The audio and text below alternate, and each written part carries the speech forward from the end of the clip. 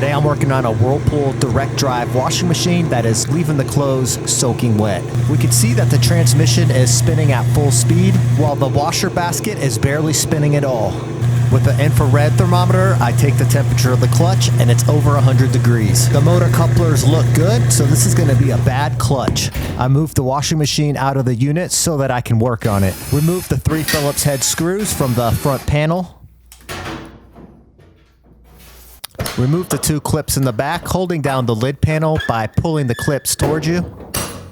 With the clips out, pull the panel towards you and it should just slide right off. You may have to lift up a little bit to get over the water dispenser. Just keep in mind that that lid is under tension and you want to keep your hand on that to prevent it from springing up. Remove the 5A screw as shown here. There are 2 additional 5A screws on each side of this front panel that have to be removed. With those screws removed, the panel should just lift up. Remove the liquid fab cap and the barrier cap. Both can be removed by hand. Remove the agitator bolt. You may also have to hold down on the bottom of the agitator to prevent it from spinning when removing the bolt. With the bolt removed, lift up on the agitator assembly to remove the agitator from the washing machine basket. Remove the spanner nut that secures the basket to the transmission shaft. If you work on a lot of these, you may want to invest in a spanner wrench as shown here. For the next steps, tilt the washing machine back or lay it down flat. Remove the 2 clips that hold in the drain pump. Flathead screwdrivers work very well for this. With the clips released, the drain pump should pull right off of the motor shaft. Remove the power plug from the drive motor. 2 clips hold in the drive motor. To access those, you need to remove the 2 1/4-inch screws. Then you can pop the clips out similar to the drain pump motor, but this time keep a hand under the drive motor because it's going to fall when the clips are removed.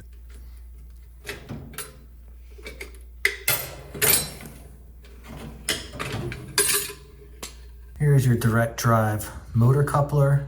This is another common reason why these washers will not spin. These ones are good, they are still intact, but I still might wind up replacing them. Now we're going to remove the transmission, which is held in by 3 1/2-inch bolts. Make sure to remove the wire clip holding in the motor wires before removing the transmission. With the bolts out, the transmission should just slide right out. Here's a new clutch assembly. It'll send some additional parts that may or may not be needed. The most important thing to check for is the color of the spring and make sure that it matches the color of the old spring. We got lucky here as this was already set up from the factory. This top piece here just slides right up.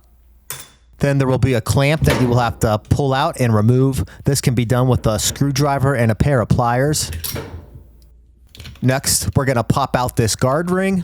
For me, this is the part that gives me the most trouble with this entire repair, specifically the part where you have to reinstall the guard ring.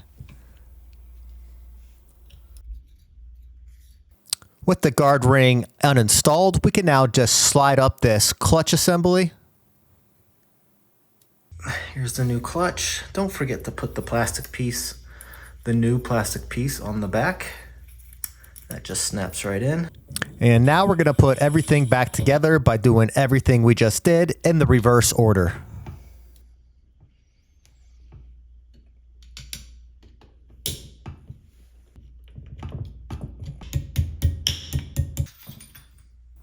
Almost forgot, you have to replace this brake cam driver. I believe that's what it's called. It's just held in by a clip. If this is not the correct name, let me know in the comments. And you can see that the new one is in much better shape than the old one, which is probably causing most of the problem in the first place.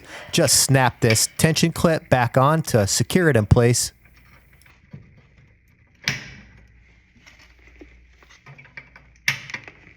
I'm also replacing the motor couplers for the drive motor because I have them in stock and they're very easy to replace, especially when you already have everything out.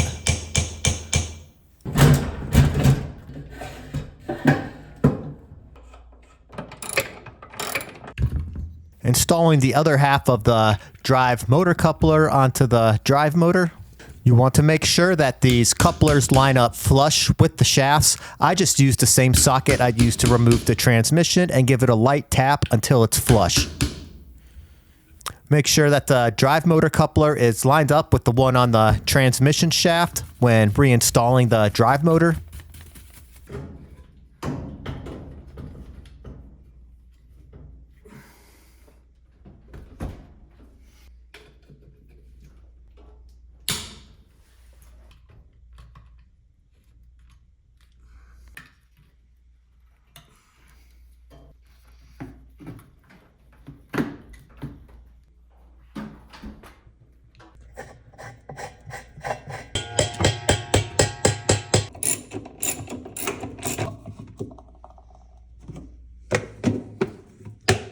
Line up the tabs with the hole. The hole drops down onto the tabs on both sides.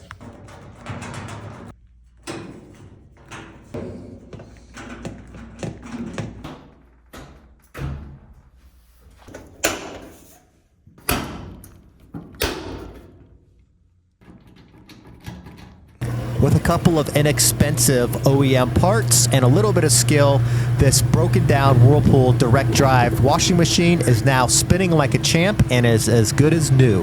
Thank you so much for watching. My name's Dave. This fix is done.